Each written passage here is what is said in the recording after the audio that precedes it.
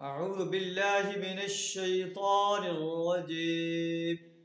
बिस्मिल्लाहिर रहमानिर रहीम। व कुन्तुम अज़वाजन सलासा व अस्हाबुल मैमनति मा अस्हाबुल मैमनह व अस्हाबुल मशअमति मा अस्हाबुल मशअमह वस्साबिकून अस्साबिकून उलाइकल मुक़र्रबून फ़ी जन्नातिन नईम।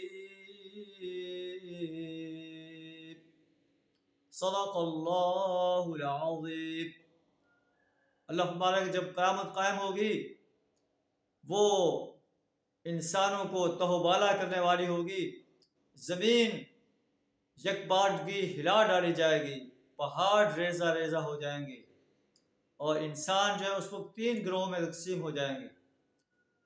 अस्हाबुल मैमना, दाएं बाजू वाले, मा अस्हाबुल मैमना, सो दाएं बाजू वालों की खुश नसीबी का क्या कहना। अस्हाबुल मशअमा, और बाएं बाजू वाले, मा अस्हाबुल मशअमा, तो बाएं बाजू वालों की बदनसीबी का क्या ठिकाना। वस्साबिकून अस्साबिकून, और आगे वाले तो फिर आगे वाले ही हैं। उलाइकल मुक़र्रबून, वही तो मुक़र्रब लोग हैं।